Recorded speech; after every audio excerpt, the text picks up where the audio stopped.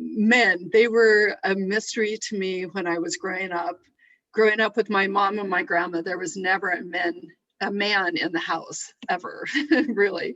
So when I started to date, I was super confused, looking for all of the wrong men in all of the wrong places.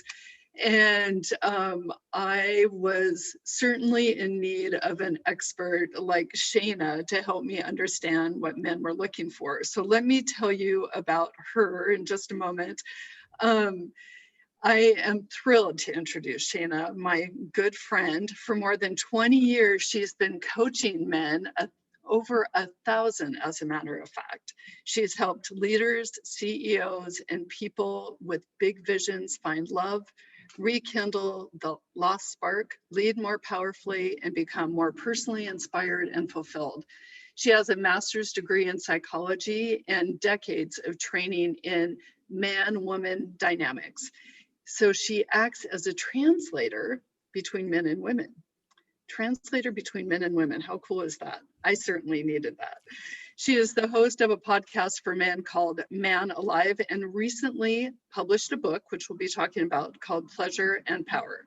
And make sure to check out her TEDx talk called What 1,000 Minutes of Tears Reveals About the Crisis Between Men and Women. Welcome, Shayna. It's so great to have you here today. Thank you. Thank you so much for having me.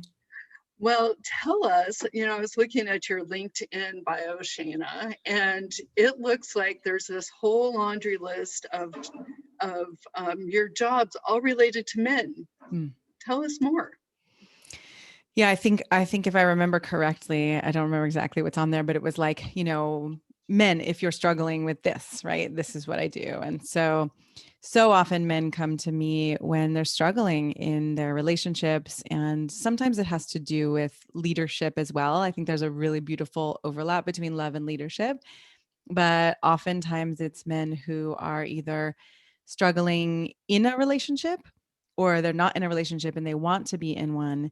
And, men haven't been, I think most of us actually, never got a guidebook or anything for how to do love and relationship and intimacy and communication and conflict and any of that. But men especially have been shortchanged, I think, in this day and age. And so a lot of them, feel alone or feel confused, and it's hard to get the truth with love from someone who you're either in relationship with or dating, right? Because it's oftentimes either we don't want to hurt someone's feelings, we as women or often Right. people, or if it's a date, and they don't know why women aren't saying yes to future dates, women can just walk away, right? We don't need to. We're not obligated to tell them the truth, and it can be awkward. So I like to really bring men what I experience as truth, not capital T truth, but it's like I get to share the impact of, when you speak this way or when you look at me like that, this is what happens over here. So we get to have some Mm-hmm. real time, feedback with love and care for them. Well, that's a fantastic way to start. So I know you have a couple of questions for our audience Yes. to share their feelings in the chat. So would you go ahead and ask those questions? Yeah, I'm curious either what confuses you about men, or what are your biggest struggles, irritation, frustration, whatever word you want to use in there, right? What either confuses you or challenges you about men, so we can So weave please put those that in. in the chat.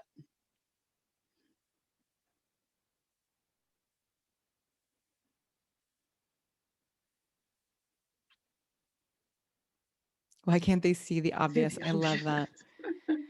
I mean, I don't love that, but I love, yes, right. That often seems the case, that we see something, it's so clear, it's so obvious, and it doesn't seem the same. Why do they talk the talk and not walk the walk? Yes, Patty, we understand what you mean. Yes, They seem put off or scared by strong, independent women. I Broad have general. definitely experienced that over the years. This is a broad generalization, Lori said, but inability to communicate emotionally. Yep. Yeah, a lot of these can happen. Actually, there's a great colleague of mine who works with men to help them navigate relationships with strong, independent women, because we are more common, right? As Hmm. time goes on, and Absolutely. mhm, So they they just try try to to solve solve. the issue for Mhm, us instead of just listening. and once they hear no, okay, then they think I've done all I can. Why do they always have to think they're right even when they're not? What do men want in a wife versus girlfriend or a no commitment relationship? And how can women meet a man's needs? They seem to have different requirements than To women feel to feel loved. loved. Yeah. It's really good. And there was another one, no initiative, women end up doing the work. I mean, one thing I want to say, and we did frame the question this way, so there's no fault to anyone. But the one thing that I've found over the years that is incredibly helpful is to really relate to each man as an individual. Right. And because I Mhm. get pissed if, men say to me, like, well, why do women do this? And why do women do that? I try to have compassion and answer the question and right there's a balance there. But um for your own personal relationships, right? Relating to the human being in front of you and actually getting curious. And one of the things that I've just recently taught in a class for men was all about the tip, like the big tip that I gave at the end was all about assuming the best about someone and Mhm. then getting curious, as opposed to what our habitual mind can do, which is assume the worst and be like, well, you must have meant to do that, or she must have meant to do that. And, it's like, oh, if I That actually is assume the such good best. advice. And what you put out is what you get back, right? Yeah. So if you go in accusatory, Yeah. then you're going to get a negative response. But if you Yeah. go in curious, like you said, and open it up in a loving way, you're Yeah. going to get a better response back, Yeah. right? Yeah. Totally. And it's hard, right? It's vulnerable. It's more vulnerable to be curious and not know what's going to come back and be in that space of the unknown than it is to accuse and to close our hearts and to get tight. But I think, as I've worked with women over the years too, that's one of the big things. And again, this doesn't have to be gendered, but with people in general and men too. Okay, how can we open our hearts and come toward someone with that openness versus with the accusation, like you just said? So let's talk a little bit more about you now that we've heard from the audience. And so, how did you get interested in men? You've always worked with men.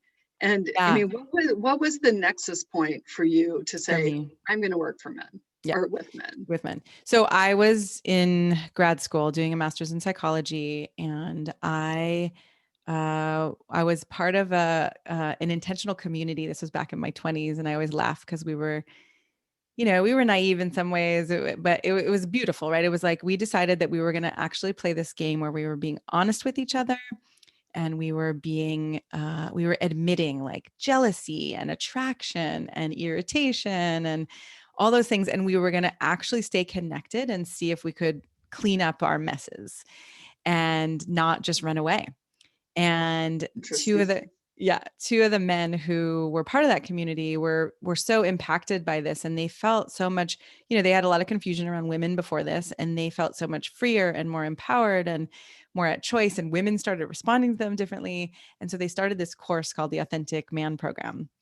And they invited a team of us women to come in and give men real, honest, loving feedback in a way that most men don't get in the world. And I mean, it radically changed my life. And I feel really honored that I've gotten to see behind the wizard or behind the curtain to see what men are really struggling with and dealing with. And it had me realize that no matter what facade I see in a man, there's so much more going on beyond that.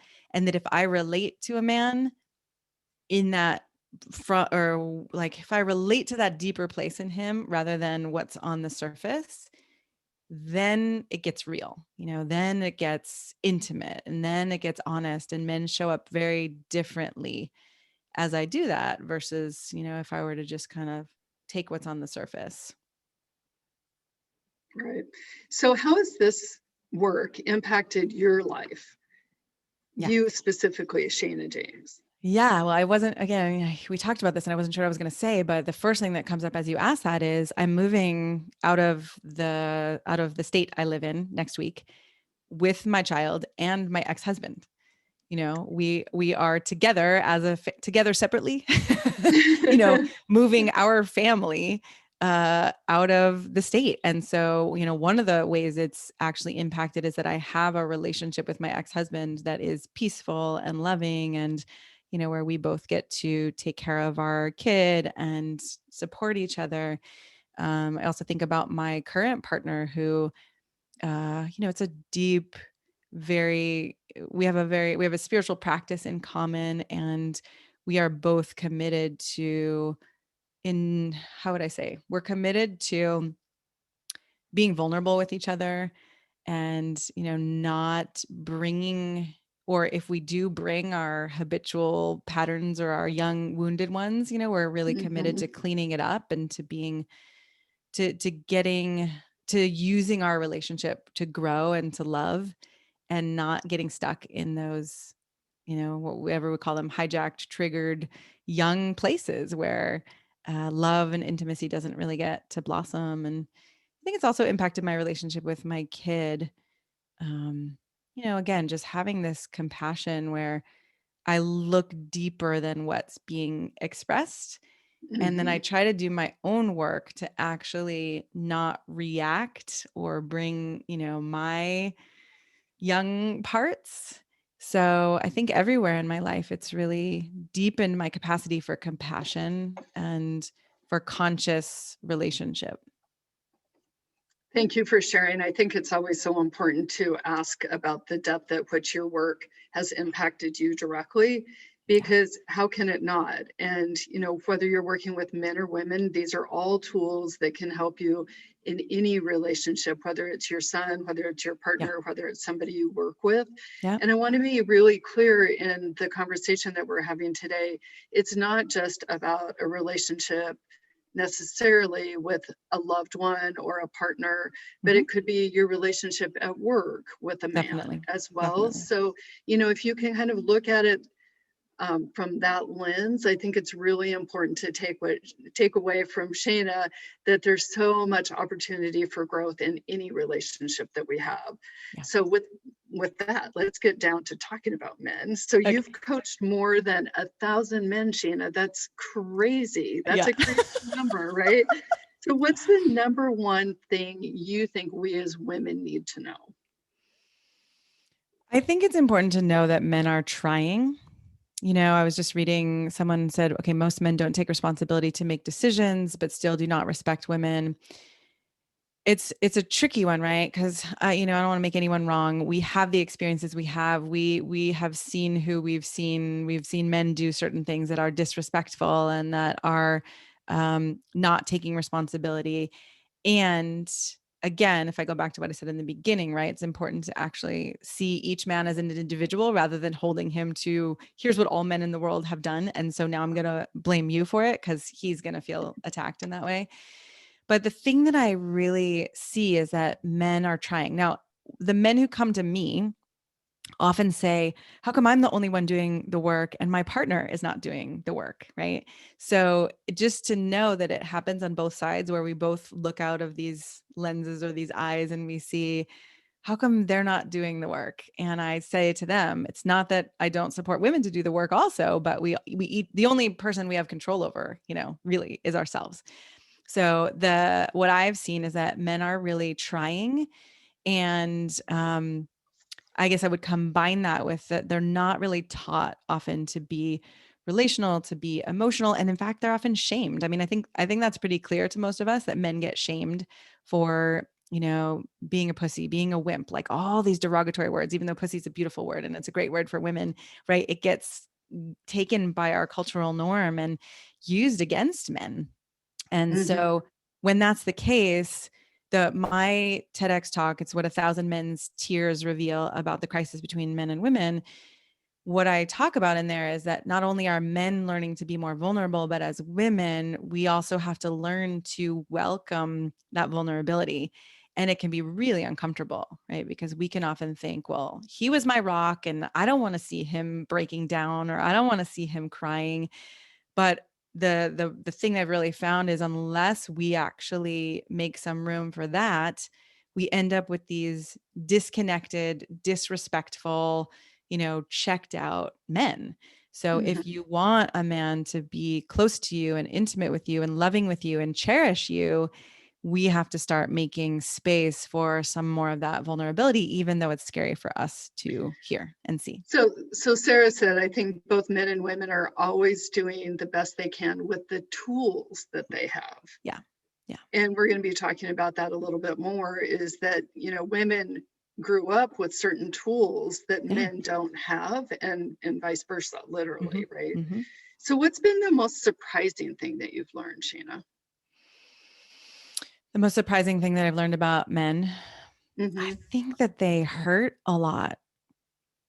I remember one of the first Authentic Man programs that I did, hearing a man say, like, I'm going through a divorce. I'm trying to raise my kid. It's been super painful. I didn't even know if I wanted to be alive anymore. And your love and compassion, he was talking to us, the team of women, your love and compassion brought me back. And I feel hope again. And, I've heard a lot of men say, like, it gets dark and lonely, and they're often really alone and isolated. And so to for me, that really was a game changer, because I grew up with a lot of teenage boys, and they're just kind of they're dumb, and they don't understand me, and they disrespect me, and they just want my body. And I had all kinds of judgments about them. And I was really surprised by the depth of pain, and it really kind of humanized it for me. Like, oh, it's not like we're different in some ways, men, women, Mm-hmm. people of all genders. We all have our differences, but there is a seed or a core of that we all hurt, and we all struggle, and we all face challenges. Yeah, having grown up in a household of women, there Yeah. was a lot of negativity around men, which was warranted evidently from them, but it didn't need to be my story. And Yeah. it turned out to be my story for a long time Yeah. until, I did my own work and Yes. then really went deep with my own triggers, and looking at myself at a very deep reflective way, and I've finally met my match. But boy, that took me a long time to do, because of the stories that I was told. Yep. So how would you coach women about being in a relationship with a man? You talked about vulnerability and compassion. What are some other Mm. things that you would coach somebody? You've coached so many people, Shayna. Yeah. The other thing I would say is to notice that any complaint you have is the opposite side of a coin of a desire, right? So any complaint there is on the other side of that, it's just there is a desire, because if we don't want it one way, then we want it some other way. And the more we can actually bring our desires, the more a man wants to come forward. Now, I know this, like, from the bottom of my heart. In my marriage years ago, that ended about 8 or 9 years ago, I felt compelled, like, but if I don't bring the complaint, then you're not going to know that I'm upset about something, and you're going to think that I'm the bad one and you're the good one, or all those old stories that we have. And I will just say that anytime we bring those complaints, I'm not saying we should never bring complaints, but what I will say is the energy of complaint erodes trust, and it erodes intimacy. And so if you have a complaint or something that's not going well, I would first suggest, getting in touch with, okay, what's the desire and how can I ask for this? Which, again, is way more vulnerable to know what you want and ask for it and risk hearing no than it is to just shut down and speak the complaint. I think someone just said, can you give an example? Yep. And I'll give an example. Yeah. um Let me think of an example. Okay, so how a desire sounds as compared to a complaint, right? So I'll give an example from my own life that feels vulnerable, which is in my relationship, in my marriage. I was often say to him, like, why aren't we having more connected sex? Or like, I don't like how you seem to, feel like it's more about you, and then like it's over when you're done, and I don't feel cared for. Right? That was my complaint. And when I put it into the language of desire, then it's more like, oh my God, I want to be more connected. I want to have you care for me. I want to feel your love for me. I want to feel our connection in such a way that you're there with me. You ask me how I'm doing and what I need and want, right? So you can feel the difference energetically, and that even I could feel like, oh, my heart starts to open and I feel there's Mhm. more lightness and inspiration. And it's also something that he could work with, right? He could play with or practice with if he's willing. Whereas the other one just basically gives him a map of, here are all the things I don't like, and this is what not to do, but it doesn't actually give what to do. That is fantastic.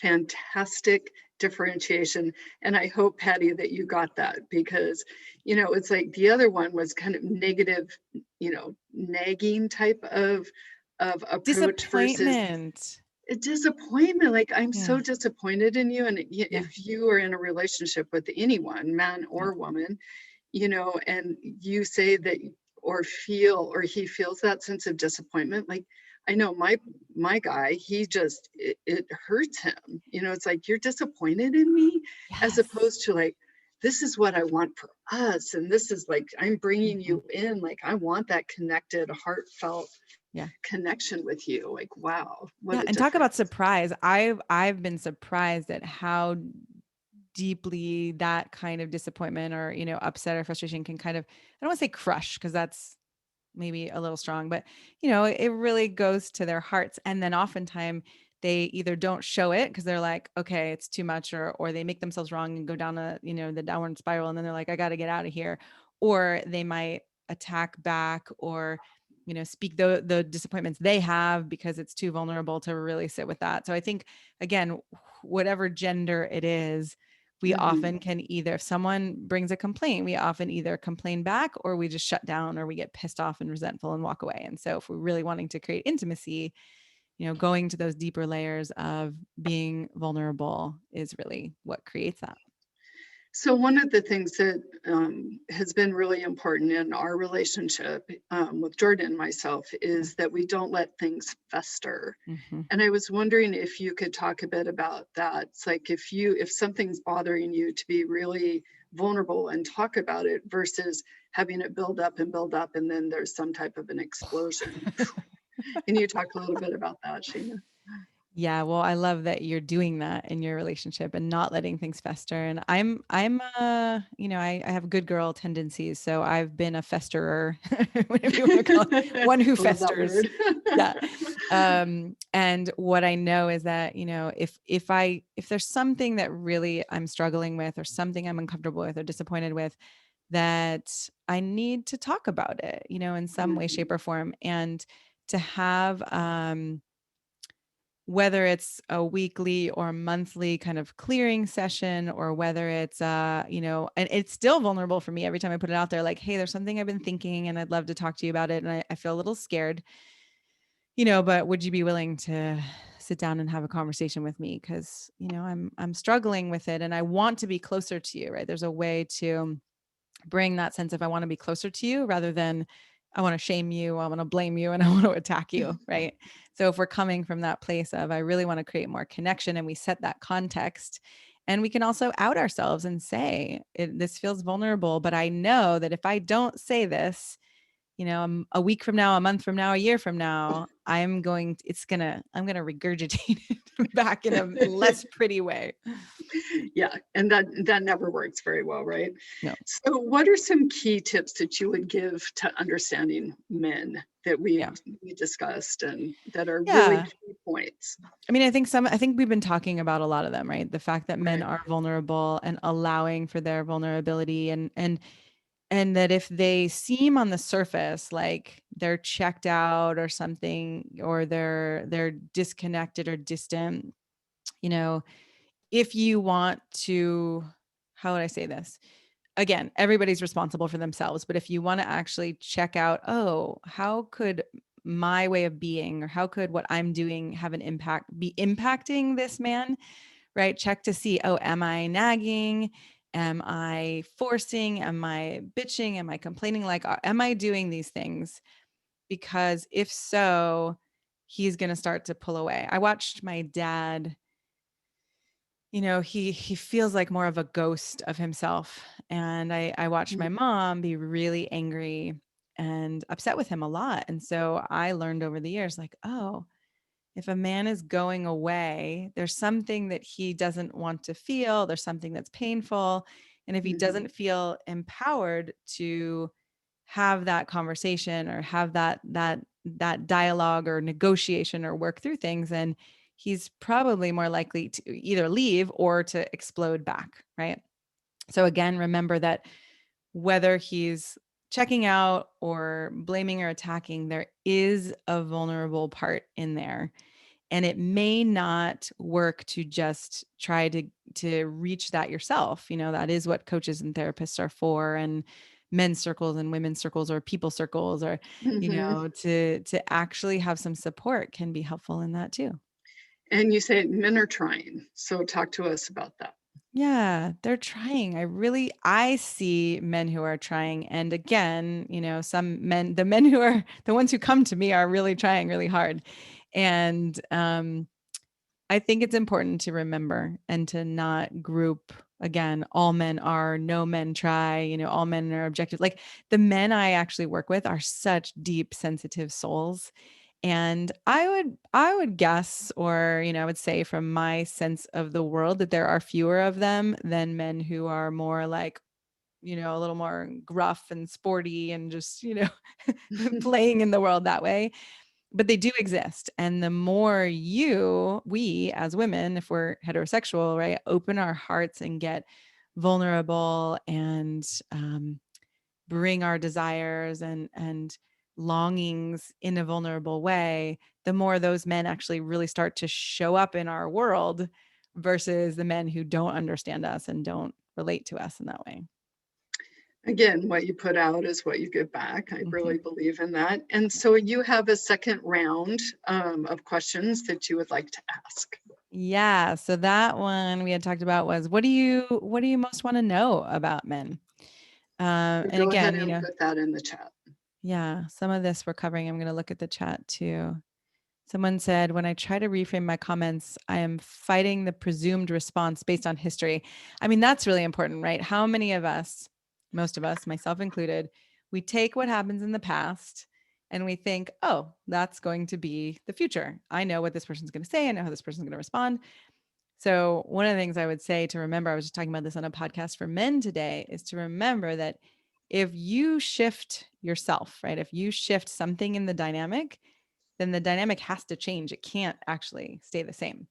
And so, just to remember that if we're stuck in the past or someone else wrote, you always or you never, then we're addressing this whole larger sphere of interaction that actually is no longer based in, hey, this thing happened in this moment and that was upsetting for me.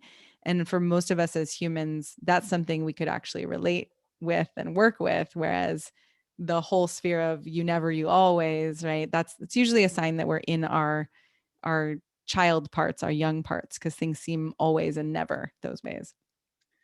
Very good advice. Okay, so anything that might help us understand how to communicate with them effectively. Do you have some other tips?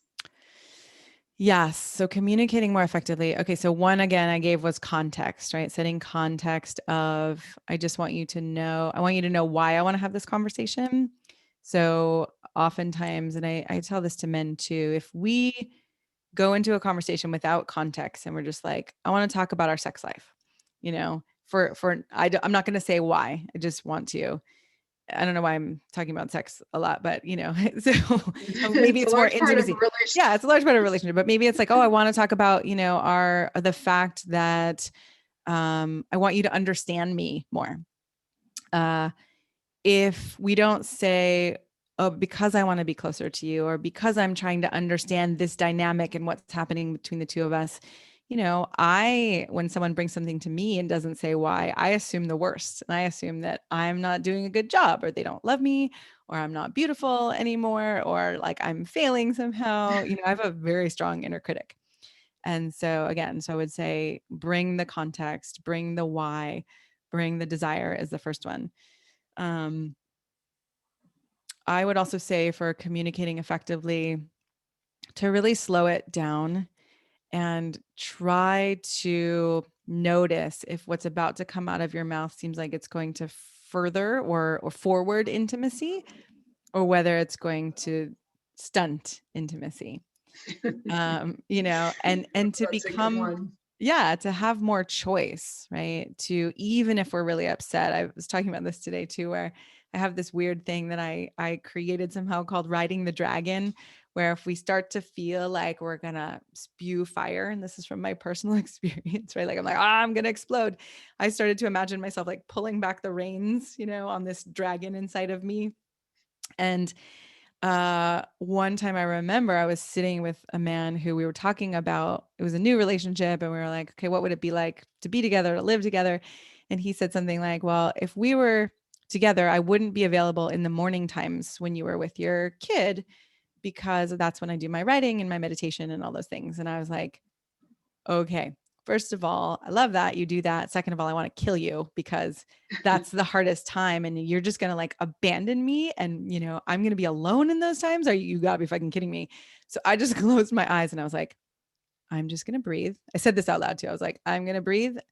I'm going to take a moment and I'm going to come back to you when I know that I can say something that's not going to hurt our relationship right now, because I love that you do that, but I'm also having a lot of feelings. I Mhm. feel it's really intense to hear that.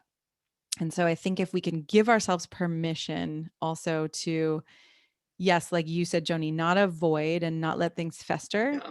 but also not put pressure like, I need to know right now, I need to get this figured out, and I need to say the thing and he needs to Right. hear it. If we force it in that way, it usually doesn't go well either. I think the other tip that I've learned over the years, with in multiple relationships when I was dating all those bad guys, it's like if you just say, you know what, I need to get back to you in 24 hours. Mm-hmm. That is because then you can really control the dragon, right? Yes. And not Yes. let that venom go out and say something that you don't want to say. Yeah. But it's like, you know what, let me get my head together. Let me take this time. Let me pause. Yeah. Whether And I'll it's be 8 hours, back. yeah, you have a different perspective. You're not defensive, and you're not using that defensive action. Yep. And it's a very powerful tool to pause, Yep. whatever time frame it Whatever is. time frame, right? It could be a Whatever, minute, yeah, it could be, an hour, it could be 5 hours, it could be a day, whatever it is, but just to exactly. to let yourself have that time. Yeah. Yeah, definitely. So I think this is a really good question, Shayna, and I know you have a son. Mhm. And how do you help young kids, right, Mhm. be vulnerable but also strong, and to help withstand the jerks in the world? I think that, Yeah. raising, somebody said to me, it's like, as you're raising a young man, you are actually preparing him to be a great spouse or a great partner. Yeah. And so what tools are you using to raise your son now with Yeah. all of your knowledge and relationships? Yeah. Well, I'm pausing for a moment too. So my child is kind of exploring gender and in the sort of non-binary range. And so it's been really interesting because I was like, oh, I gave birth to a boy. And so now I'm going to tell this boy become very vulnerable and open-hearted. And then I started to see, wait a minute, now I didn't put any boundaries on like, emotions. We can feel emotions, but we need to also act, and keep going and moving forward. So now I don't know if my child is just very expressive because of how I did that, or because of, but I don't know. I think raising children, what I'm trying to do and trying to model is both, like I said before, like when I work with men, I help them see, oh, here's the impact that what you're saying or how you said that, like, this is what I'm feeling over here. I'm not blaming you. I'm not saying you caused this. I'm saying this is what's happening over here. And so as my kid gets older, part of what I'm trying to do is also model that. And what I was trying to do for a long time was keep myself totally out of the picture and just, put my attention on my kid and be like, okay, whatever you need. And I'm not going to show when I'm sad or mad or anything. But then I often think, oh, how am I training or supporting my child to become an adult who can have intimate relationships? Like, what needs to happen here? And Mhm. so, and I think, my kid's 9. And so at this point, it actually does make sense developmentally to be like, hey, this is, something's happening over here too. Like we had a big uh, process, I would say, recently where, we're moving and my kid was really upset and it was all like, tears and I hate you and I'm leaving and I'm going to run away and all this stuff. And I was just like, finally I was like, listen, I'm a person too. And I love you and I want to help you with everything you're going through. But like, I also need you to know that it's hard for me and that I'm scared and I'm struggling and I'm going to be here for you. And I'm going to make sure that like we do the best we can for you, but Mm, also know like it's hard here. And ever since we had that conversation, my kid is now more tuned into like, are you okay, mom? Like, and will actually ask me, how not from a powerful place, is that? it's so powerful, and not from a place of like, now, my kid needs to take care of me, but from that sense of, okay, how can we teach the dynamics of relationality and how can I, apologize? Like, I'm not Mm, doing everything right, but if I explode or I do something or I'm short, I'll come back the next day and say, listen, I'm so sorry. Like, I did not do that in the way that I want to. Or someone yesterday accused me of being rude. We were at a pool party and someone was like, you just were rude and you should check your voice. And I was like, I was really like, I was totally shocked because I think it was a misunderstanding or something happened. And my kid was like, Mom, you should stand up for yourself. And I was like, actually, you know what? When we meet anger with anger, like that's when nothing good happens. mhm. Things fall apart. So I can walk away from that and say, okay, I think there was a misunderstanding, but I don't need to attack back. Right. So I don't know. I think I just talked about a whole bunch of things in there, but, trying to help our children be both vulnerable, Mhm. willing to be vulnerable, willing to apologize, willing to understand, okay, what do I want and need? And how am I part of this larger family or community such that sometimes what I want or need, I don't always get to have that just for myself in that moment. Thank you so much for sharing all of that. So we're going to take a turn and Yeah. start talking about your book for Okay. men. And it's called Pleasure and Power. And I know that we have a man's guide to becoming a confident and satisfied lover and leader by Shayna. Congratulations Thank you. on your book. And I'd love for you to read an excerpt from your book to share with our group today. Yeah. And just to be clear, so this is a compilation of my podcast. I have almost 200 episodes and this is 12 of them. And so it's not all me, right? It features guests and experts. And actually the excerpt that I wanted to read is from a therapist named Terry Real. And I love his work. He's really incredible and deep and soulful, and also speaks to a lot of the dynamics and works a lot with men who have narcissistic tendencies, or who he relates to being a man who he says like needed to kind of be knocked down a little bit, or I don't know if I like that wording, but it's like he could say it about himself. I wouldn't necessarily say it about a man. Yeah, um exactly. yeah, but he relates to like men who have a kind of grandiosity, or are a little bit dense and don't get what's happening sometimes in the emotional dynamics. So he's a really good one to check out. He wrote a book called Fierce, I think it was Fierce Love or Fierce Intimacy. And And what is his name again, Shayna? Terry Real. Terry Real. Okay. And I just wanted to read this quick excerpt where he said, one of his greatest mentors, Pia Melody, who's a woman, a great light in the recovery movement, used to say that intimacy, which is a spiritual experience, is the conjunction of truth and love. So think about that for a moment. When you feel most touched or close to someone, aren't you feeling that they really see you clearly and they think you're the greatest thing since sliced bread? It's so healing, it's loving, and that's relationality. But the problem in our culture is that people stop telling the truth to each other. They stop taking each other on, and often for a good reason. But when they stop talking to each other, stuff festers, just like you said, Joni. Mhm. So every issue that goes unaddressed becomes resentment and has consequences. And when you stop telling the truth to each other, the first casualty is passion. And this book for men covers the range of the bedroom to business to leadership to their own internal relationship with themselves. And I'm actually attempting to write a book, not just a podcast book, but that really talks about the overlap between sex and honesty or truth, because I really do agree with that, that a lot of people are looking for ways to bring back affection or intimacy, and they think, oh, we got to do something in the bedroom. And actually what I find is, okay, we've got to actually bring back the truth and those deeper layers of truth, and look at, well, what is truth actually, so that we can be close to each other. And the closeness, right, starts to create more of a desire for passion. But without that, it's like we're just trying to kind of band-aid the deeper issue. Someone asked earlier, are there other resources that you would give to people, Shayna? Either other books to read that, do you have a couple that you would recommend? Yeah, that's a great question. Well, No More Mr. Nice Guy by Robert Glover is an incredible book about men who have this nice guy tendency. And the nice guy tendency can look like, being awesome and being generous and being kind, and then exploding and, blowing up or doing things that you wouldn't really expect. So I love that book to understand what's going on with men. Um, Doug Abrams and Rachel Abrams, I think, wrote a book with the Gottmans. They wrote a book. Oh, the Gottmans. I'm forgetting what the title is, but the Gottmans paired together with Doug and Rachel Abrams, and they wrote a book about men.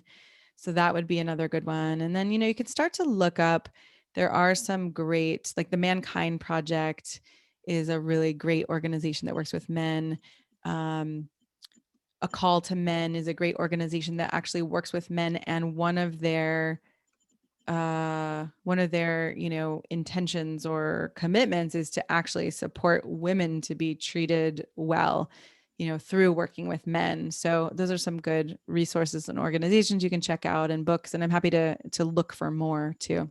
Yeah, Shayna, if you wouldn't mind giving me a couple of resources, I'll send that out to everyone Yeah. in a recap email.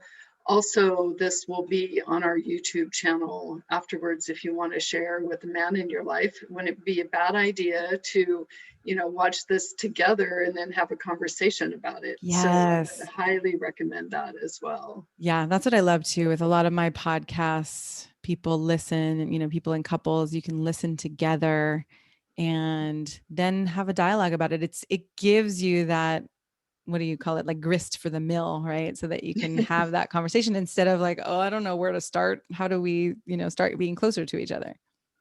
I love that idea. And has anybody done that?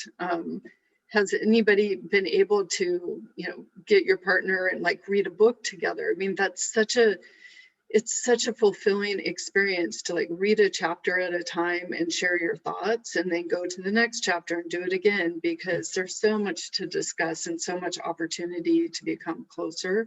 Yep. And for your book, Shayna, like who's your audience? I mean, what type of man is going to pick up your book? That's a great question. I mean, I think it would benefit any man who wants to have better relationships, who wants to be a stronger leader, who wants to have a better sex life. So ultimately, I think it will serve any man.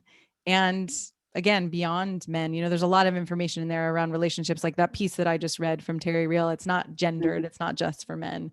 But this is a good one, I think, to actually pick up and give to a man, like, here, I support you. I want you to have power. I want you to have pleasure in the right kinds of ways, right? Or in the ways that are good for us and all of us. And then you can read it together. That's great. So somebody said they're listening to a John Gray podcast on men are from Mars and women from Venus. Nice. I Yeah. mean, an oldie, but goodie. And I Yes. was surprised at how open he was to listening to it together. So that's an Awesome. invitation for everyone to consider. And Yes. then one person, Patty, said, I've tried reading together, but it ends up me being the narrator. Do you have any Huh. suggestions for her, Shayna? So being the narrator, I'm guessing, means like she's the one who has to just read it, or reading it out loud. And I think when I think about that, it sounds like Patty doesn't really want to be the narrator. And so there's a stepping back maybe and having a conversation of, hey, I noticed that this is happening. Right. Yes, because I do it so well. That's the thing that we do as women. Like we do things so well that then we don't necessarily give someone else a chance to step up or step in. Absolutely. And Point. I do that myself too. Um, and so, but if you don't want it to be that way, if you want something different, then that's where we get to actually step in and say, hey, I know I do this really well. I'm good at it.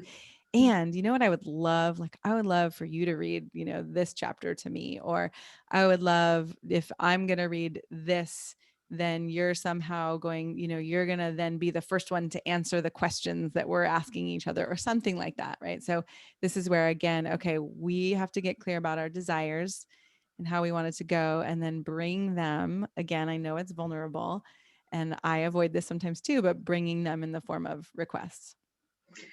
So Shayna, any parting words before we leave today?